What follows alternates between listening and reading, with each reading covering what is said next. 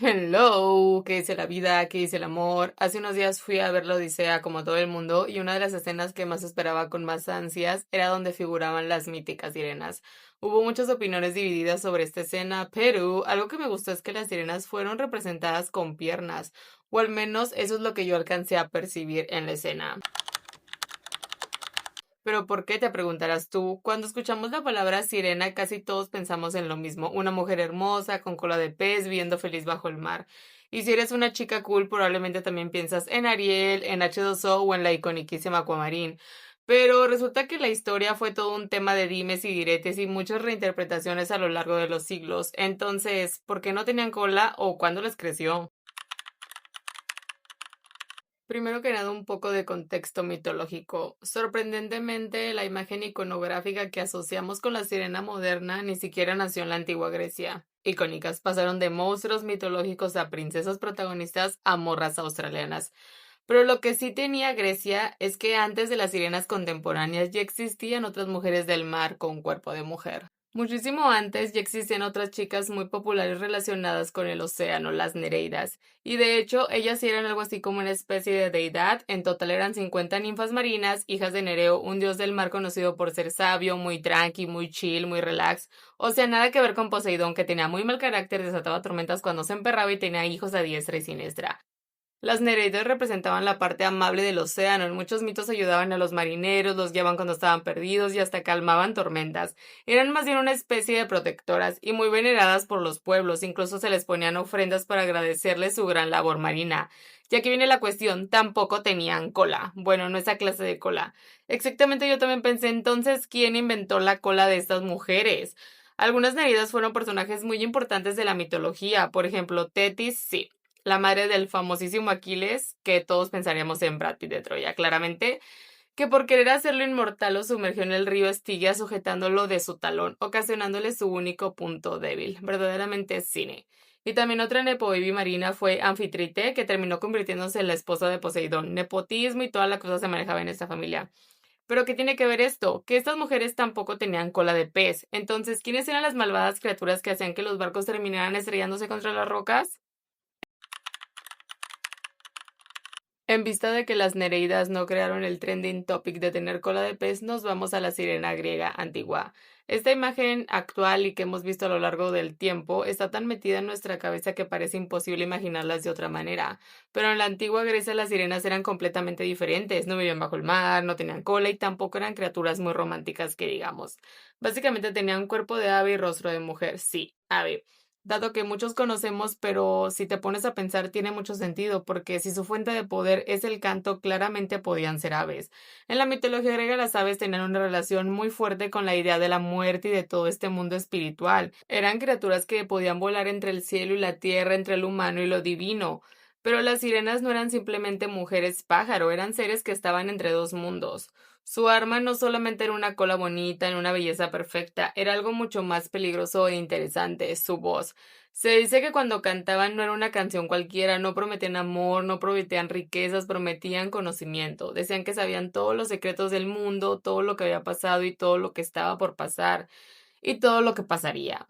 Se dice que llegaron a tener esta apariencia porque eran mujeres castigadas. Tiempo antes eran cuidadoras de Perséfone y después del rapto y todo este lío entre Demeter y la primavera, le pidieron a los dioses que las convirtieran en naves para buscarla, y al fracasar en su misión, se exiliaron o fueron condenadas a vivir en esta isla que, por lo que se dice, era la isla de Capri. También se mitoteaba que iban a vivir hasta que alguien lograra ser inmune a su canto. Y Partenope, una sirena muy conocida por su belleza y canto, desesperada por no haber seducido a Odiseo, se lanzó al mar y murió. Fue sepultada por el pueblo, era tan popular que una ciudad fue nombrada en honor a ella, que más tarde se convertiría en Nápoles. Icónica, mi amiga. Pero aquí viene otra pregunta. Si las sirenas griegas tenían alas, ¿en qué momento alguien dijo, ¿sabes qué? Hagámoslas mitad mujer y mitad pez? Claro que sí. Y la respuesta nos lleva a una mezcla de culturas, leyendas medievales y demás. Los mitos y los mitotes nos han demostrado que no son como una película donde alguien escribe un guión y todos siguen exactamente la misma versión. Los mitos cambian, viajan y se mezclan. Y cada cultura le agrega algo nuevo. O sea, ellos inventaron el famosísimo teléfono descompuesto. Y obviamente con el paso de los siglos en diferentes partes de Europa comenzaron a aparecer sus propias criaturas relacionadas con el agua. Por ejemplo, en Irlanda existían las Merrows. Eran seres marinos que podían tener relaciones con humanos, solo que éstas necesitaban un gorro mágico para vivir entre el mar y la tierra.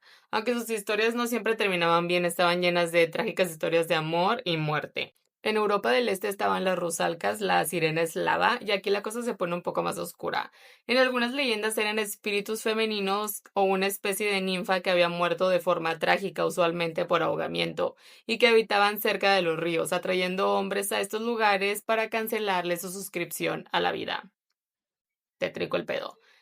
También estaban las selkies en Irlanda, que podían convertirse de focas a humanos desprendiéndose de su piel y volviéndosela a poner, transformándose usualmente en mujeres y hombres de una belleza de alto nivel hegemónico, aunque no eran exactamente sirenas, compartían algo con ellas.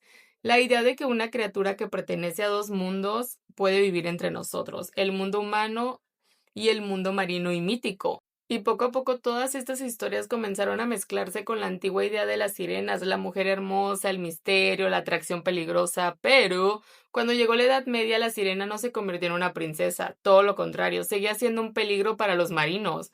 En muchos libros llamados bestiarios donde se recopilaban animales reales y criaturas fantásticas como los dragones, los unicornios y las sirenas, ellas aparecían representadas como símbolos de tentación, todo aquello que parecía hermoso por fuera, pero muy peligroso por dentro. Por eso muchas imágenes medievales muestran a la sirena con un espejo o un peine, no porque fueran accesorios de belleza como lo imaginamos hoy, sino porque representaban la vanidad y el peligro de dejarse llevar por las apariencias.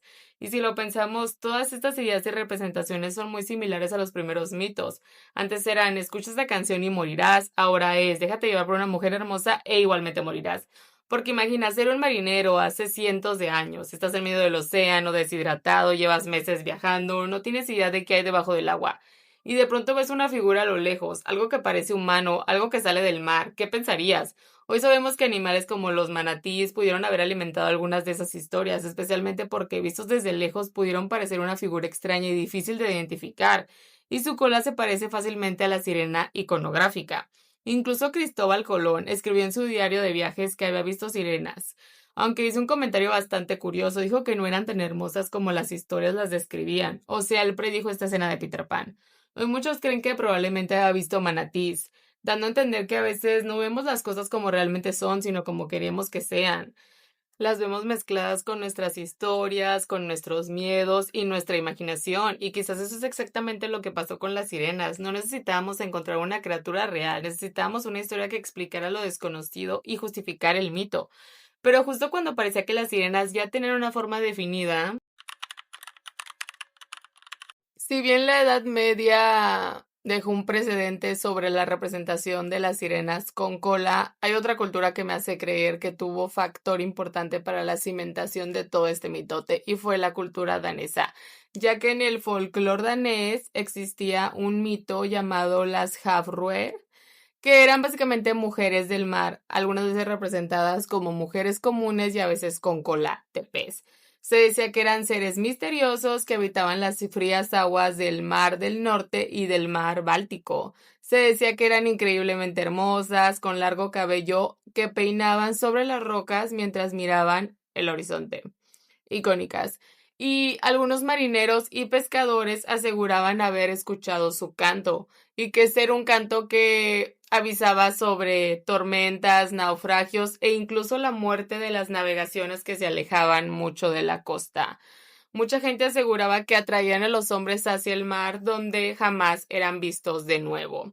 Y justamente en el siglo IX los vikingos viajaron por todo el Mediterráneo, lo que pudo ayudar a difundir muchas de sus leyendas a través de sus viajes y sus rutas comerciales por toda Europa.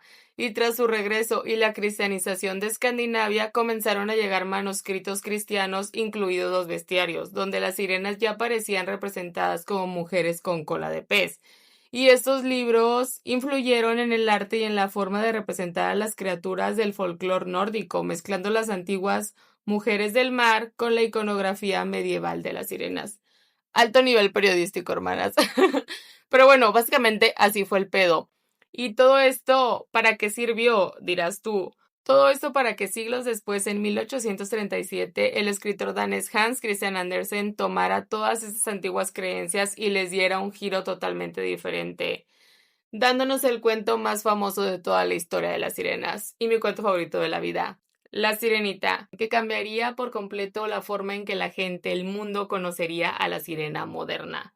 Y pues básicamente más o menos así estuvo el pedo. Obviamente en otras culturas, ya sea latinoamericanas, chinas, turcas, fue como en cada país, en cada cultura existe una historia sobre sirenas. Incluso en México hay muchas historias, por ejemplo, una que me encanta y me da mucho miedo, la Miringua, que también era muy similar a la rusa, sobre una mujer que andaba en los ríos y ahogaba hombres.